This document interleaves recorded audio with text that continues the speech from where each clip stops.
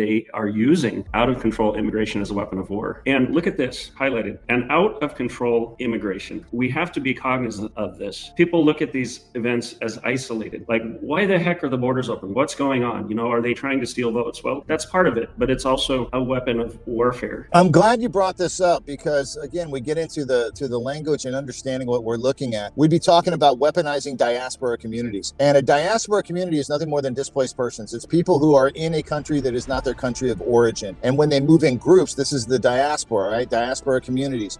Within those communities, and there's probably a lot of great people in those communities just trying to find a better way of life, but they are just covered. Within those communities, there are people who are going to be active and participants in the type of stuff like you're talking about. They're going to be sneaking across the border, conducting psychological operations, conducting all types of different influence operations.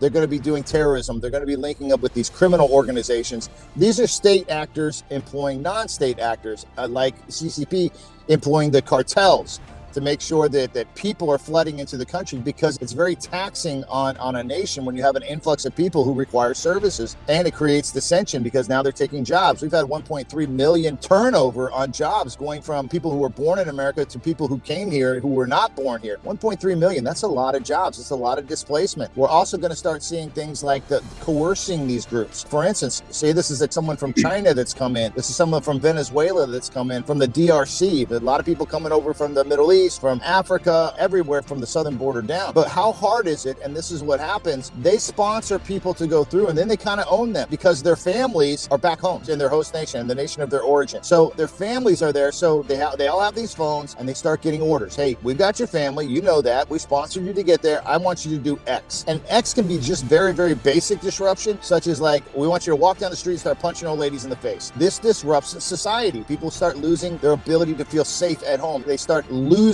confidence in their government institutions being able to protect them. Look in Texas, look in Arizona, where there are these enclaves of this diaspora communities with cartels. The police won't have anything to do with it. They're overwhelmed by the situation. Again, overtaxing the system, creating disruption within a country. The pushing of fentanyl to our country. That is a bioweapon that is being pushed up into the country. Hundreds, how many have died from fentanyl right now? You can't keep up with the numbers because they grow so exponentially. All these things they break down a culture. They break down a society. And this is part of unrestricted warfare, war without bounds. China doesn't have to roll up on our shores, in a ship. They just have to destroy what we have going on, and then using the political warfare to change the culture from the political side, because most of the fight really is in the political sphere.